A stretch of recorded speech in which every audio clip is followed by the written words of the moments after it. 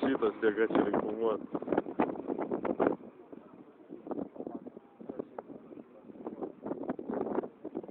Filmuoji?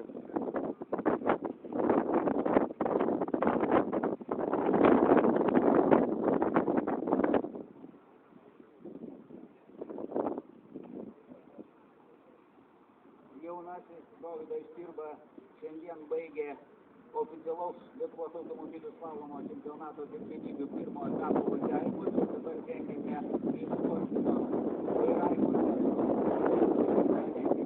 pirmenybių pirmąjį etapą ir pirmieji dalyviai, kurie pradės antrus važiavimus šiandien, yra Tomas Graževičius vairuojantis BMW 325 ir Šarūnas Paviljonis vairuojantis šiek tiek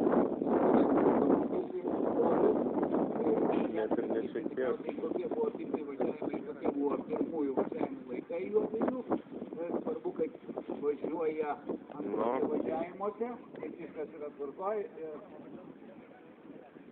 Pagal taisyklės visi žinote, kad visi laikai sumuojasi ir tik tai kai baigsis varžybos ir bus suvesti visų laikai, bus aišku, kuris nugalės.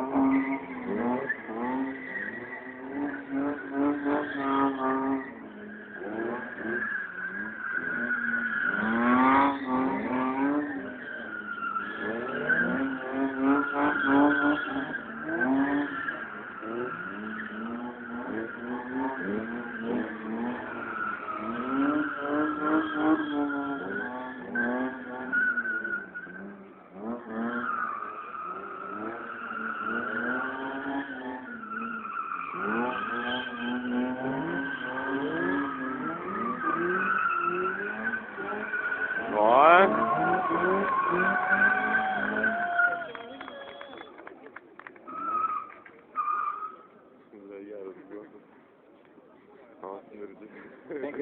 52,43